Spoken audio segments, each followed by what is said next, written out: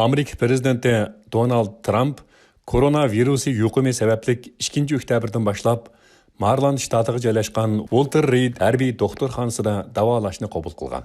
Bu jarayonda prezident Trumpni qo'llag'icha yuzlagan amerikaliklar mazkur doktorxona atrofiga to'planib, uni qo'llash yig'ilishlari o'tkazgan. 5 oktyabr prezident Trump bu davolash markazidan Oqsaroyga qaytib kelgich bo'lgan bir qancha kun ichida Washingtonda faoliyat ilib berayotgan Sharqiy Turkiston Uyg'unish harakati tashkilotining qurg'uvchisi Salih Xudoyor qatorliq bir qancha Uyg'ur faoliyatchi Trumpni qo'llag'icha omma bilan birlikda bu yig'ilishda bo'lgan.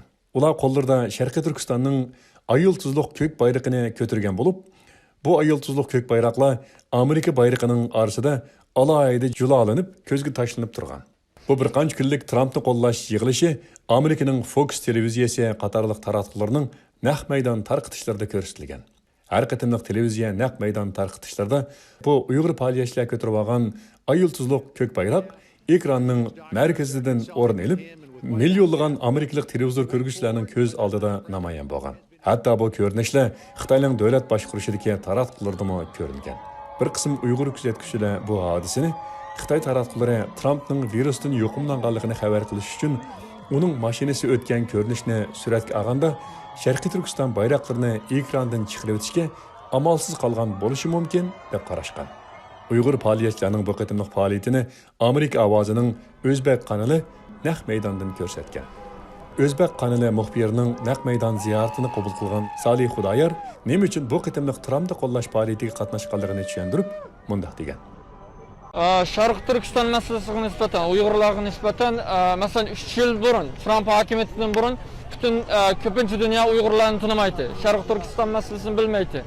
Ammo Trump hokimiyati kelib, Xitoylarni ayblab bu Sharqiy Turkiston masalasini ham Amerika ichida, ham Amerika sirtida, BDT'da so'z qilib, dunyoni chaqiriq qilib, Xitoy qarashtirishini, bo'lib shu jazo lageri to'g'riliq va insoniyat qarshi jinoyatlari to'g'riliq bir necha Xitoy amaldorlarining jazorida Uyg'ur qonuni chiqadi, shuning uchun nayt yaxshi ketyapti deyman. Demak, siz rozisiz prezident Trumpdan hozirgacha? Albatta, texnik ko'p ish qilishini talab qilamiz. Masalan, Sharq Turkistondagi bo'layotgan Uyg'ur, Qozoq, Qirg'iz, O'zbek va Tatar va boshqa Turkiy xalqlaridagi bo'layotgan bu zulmni irqiy qirg'inchilik deb tunilishini e'tirof qilishini talab qilamiz.